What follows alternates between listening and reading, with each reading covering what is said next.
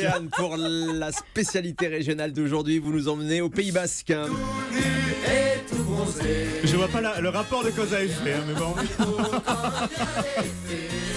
Bienvenue dans ce petit moment de radio que l'on appellerait délicatesse et raffinement. Ben oui, tous les tout nus et tout bronzés sont sur les plages. Il nous reste donc les tourons. Bah voilà.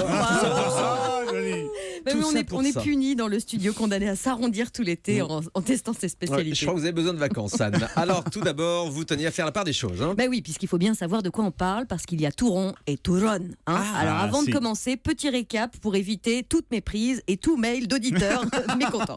Alors quelle que soit son orthographe ou sa prononciation, on trouve cette spécialité de part et d'autre des Pyrénées qui constitue comme une sorte de frontière naturelle. Vous savez, un peu comme cette séparation que mettait ma voisine de table au CE2 à l'aide d'un livre posé à la verticale pour éviter que je ne louche sur sa dictée. Ça, oui, faut pas copier. Voilà. Et bien ça, ce sont les Pyrénées. Et de part et d'autre, il y a donc le turrón espagnol, une confiserie à base de blanc d'œuf, de sucre ou de miel, d'amandes, de noisettes, de pignons pilés que l'on découvre avec des parfums différents, des couleurs différentes aussi. Il y a le turrón catalan qui lui est fabriqué avec du miel que l'on cuit et dans lequel on incorpore des noisettes, mais comme vous l'entendez, un indice s'affiche au bas de votre écran. Dans touron espagnol et dans touron catalan, on est à deux doigts de faire un hors-sujet. Oui, puisque dans ce petit moment de radio, nous nous intéressons à nos régions de France. Oui. Ce sera peut-être lors de l'année prochaine un tour d'Europe ou du monde des spécialités culinaires. On va y penser, ouais. Je peux vous dire que j'ai déjà repéré des petits plats norvégiens, islandais. On peut aller en Corée déguster du vin de bébé souris, oui, de la soupe vietnamienne à base de sang de canard ou encore les larves de fourmis en caviar préparées au Mexique. Tout ceci existe. Bon appétit. Est appétissant. Bref, revenons à nos moutons, ou plutôt à nos tourons. Notre touron du Pays Basque, lui, est uniquement composé de pâte d'amande, donc d'amande et de sucre, et il prend souvent la forme de bouchée. Ça fait d'ailleurs penser un peu, vous savez, à ces dattes qui sont fourrées à la pâte d'amande.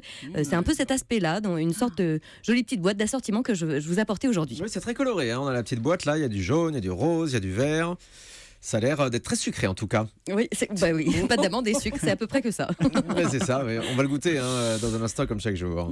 Alors, ils sont tourons, ça a un lien entre le nom et leur forme. Le nom semble provenir d'Espagne sous domination arabe. En fait, le mot espagnol turrón viendrait donc d'un verbe arabe qui signifie rôtir, duquel serait ensuite dérivé le verbe latin torrere qui signifie faire sécher ou griller. On est quand même donc autour du feu.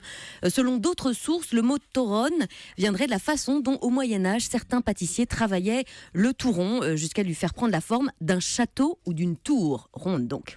D'accord, touron. Voilà. Touron, c'est ça. C'est comme ça.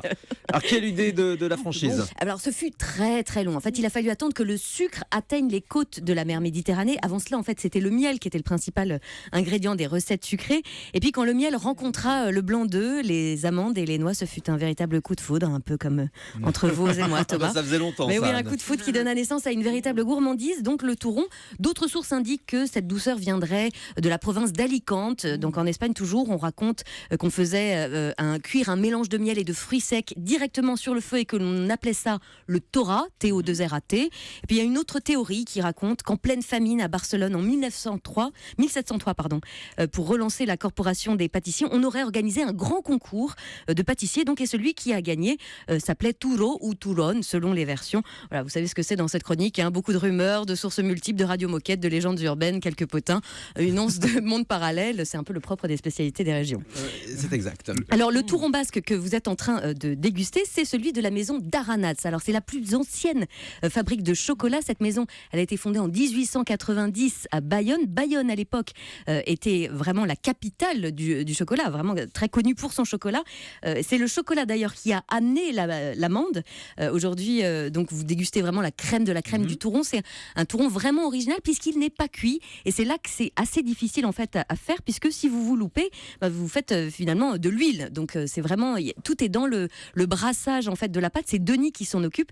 L'amande va passer 3 fois de suite dans une meule, puis elle va être pétrie à la main pour enlever en fait tout l'air de la pâte. Et c'est vraiment un travail de titan parce que si vous vous ratez, en fait vous faites de l'huile et il n'y a plus qu'à recommencer. Donc c'est vraiment une petite saveur qui met 2 heures de préparation, mais voilà, c'est ensuite à déguster Alors, tel quel. On en a dégusté tous ici dans ce studio pendant que vous finissiez ces explications. Ça n'a pas du tout le goût auquel je m'attendais. Je pense que Ça vraiment sucré, hein. à une pâte d'amande. Déjà, ce n'est pas ultra sucré comme je pouvais le penser.